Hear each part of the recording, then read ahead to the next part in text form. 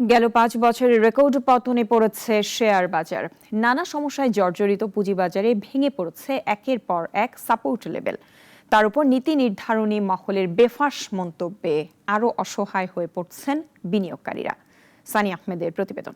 বিনিয়োগকারীদের স্বার্থ দেখার জন্য তো বাংলাদেশ ব্যাংক নয়। বিনিয়োগকারী বুঝে শুনে স্টক মার্কেটে বিনিয়োগ করবেন। এমনিতেই গভীর থেকে গভীর হচ্ছে পুঁজিবাজারের ক্ষত।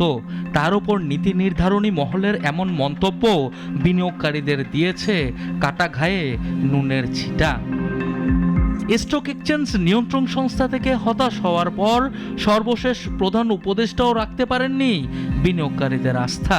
অবস্থা এমন যেন এই শেয়ার বাজারে বিনিয়োগের পাপের খেসারত তাদের দিতে হচ্ছে পুঁজি হারিয়ে।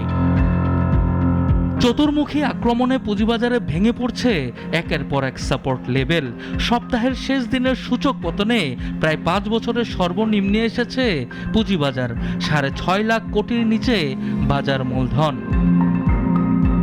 অন্যদিকে পতনের বাজারের সুযোগ নিচ্ছে কোম্পানিগুলো। অনেকে করছে না ডিভিডেন্ড ঘোষণা, কেউ আবার দিচ্ছে না ঘোষিত ডিভিডেন্ডের টাকা। গোপনে ব্যাংক লোন নিয়ে আয় কম দেখাচ্ছে কোম্পানি, আবার অন্যত্র টাকা সরিয়ে ফেলছে কেউ কেউ। জেড ক্যাটাগরির নামে ফ্লোটিং শেয়ার নাটক ইস্যু বিনিয়োগকারীদের করছে বারংবার ক্ষতি।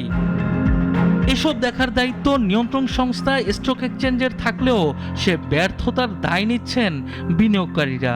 বিনিয়োগ সুরক্ষা নেই, তাই আস্থাও এখন গ্রামের বিদ্যুৎ সেবার মতো যায় না, কিন্তু মাঝে মধ্যে আসে। সানি আহমেদ, নাগরিক, ঢাকা।